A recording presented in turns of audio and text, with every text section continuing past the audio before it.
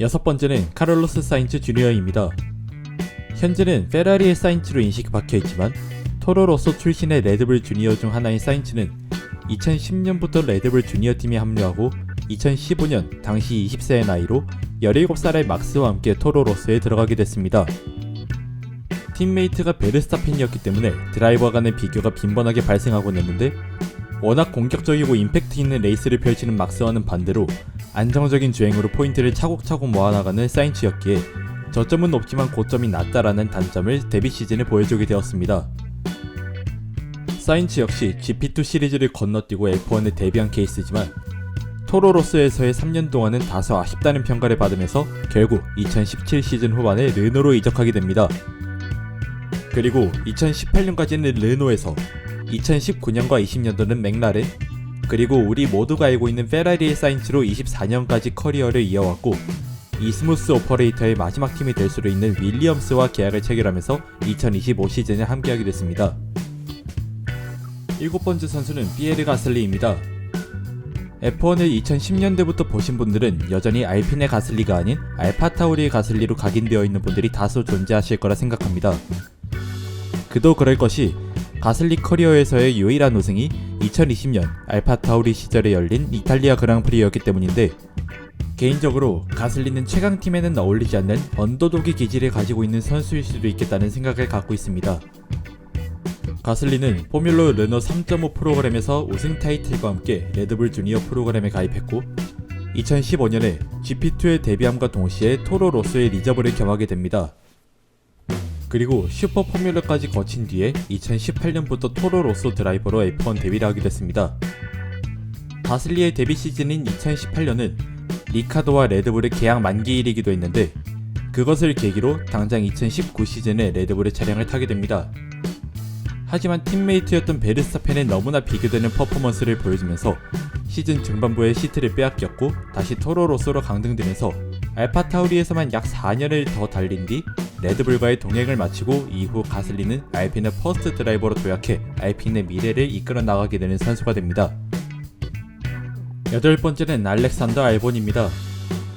2010년에 유럽 카트 선수권 대회에서 우승을 하고 포뮬러 주니어 클래스로 진입하게 되고 2012년부터 레드불 주니어 팀과 계약을 맺음과 동시에 포뮬러 르노 유럽컵에서 활약하고 포뮬러 3 유럽 챔피언십, GP3 시리즈, 포뮬러 2를 모두 거친 뒤 2019년에는 토로로소와 정식 계약을 하면서 F1에 데뷔했습니다. 그리고 시즌의 절반가량만을 토로로소에서 주행했지만 가슬리의 성적 부진을 이유로 중도에 레드불로 콜업되며 실인치고는 안정적인 결과를 보여준 끝에 2019년 올해의 루키상을 수상하고 레드불과의 연장 계약까지 맺게 됩니다. 하지만 2020 시즌에 힘을 쓰지 못하면서 시즌 종료 후에 정규 드라이버 계약을 따내지 못했고 테스트 드라이버로서 DTM 드라이버를 겸하면서 1년을 보냈습니다. 이후 2022년부터는 여러분들이 알고 계시는 현재의 알본이 존재하고 2025 시즌은 같은 레드불 주니어였던 사인츠가 파트너로 들어오면서 한층 강력한 모습을 보여주게 될 전망입니다. 아홉 번째는 치노다 유키입니다. F1에서 꾸준히 일본을 알리고 있는 유키는 어린 나이의 카트 경력부터 7번의 챔피언을 차지하면서 일본 전국적으로 주목받는 선수였습니다. 2016년도에는 자국리그 싱글시터 대회를 통해 데뷔하고 2017년에 혼다 포뮬러 드림 프로젝트의 지원을 받아서 포뮬러4의 풀타임으로 참가하면서 동일본 시리즈 챔피언, 포뮬러4 일본 선수권 대회에서는 최종 3위, 이듬해인 2018년 일본 선수권에서는 챔피언을 차지했으며 이 성과를 지켜본 레드불이 2019년에 유키를 레드불 주니어로 성장시키겠다는 계약을 발표합니다. 그렇게 레드불의 전폭적인 지원을 받기 시작한 유키는 F2까지 거쳐 2021 시즌에 알파타우리와의 계약을 체결하고 현재까지 수많은 밈과 어록을 탄생시켰지만 시간이 갈수록 점점 성숙해지는 모습도 보여주는데 실제로 드라이빙 능력치도 비약적으로 상승하는 드라이버이기 때문에 늦은 나이에 전성기를 펼칠 수도 있을 것 같다고 생각하는 드라이버 중 하나입니다.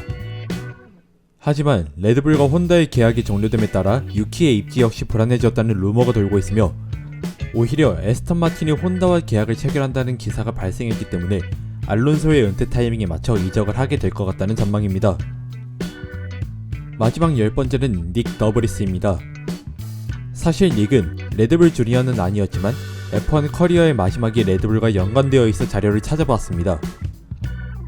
네덜란드에서 태어난 닉은 9살에 카트 경주를 시작하고 2010년부터 맥라렌의 영드라이버 프로그램에 계약했는데 GP3, F2까지 뚫고 올라온 것에 비해 메이저 대회 대비는 포뮬러 2로 한 케이스입니다. 그리고 F1으로 진입하기 전까지 약 3년간의 경력을 쌓은 뒤 엄연히 신인으로서 윌리엄스 드라이버로 데뷔했습니다.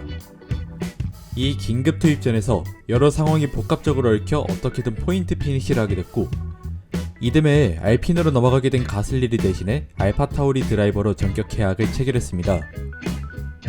하지만 낮았던 기대치보다도 훨씬 못 미치는 모습을 반 시즌 정도 보여준 끝에 해고 통보를 받았고 그 자리를 다시 리카도가 이어받게 됐던 사건이 있었습니다.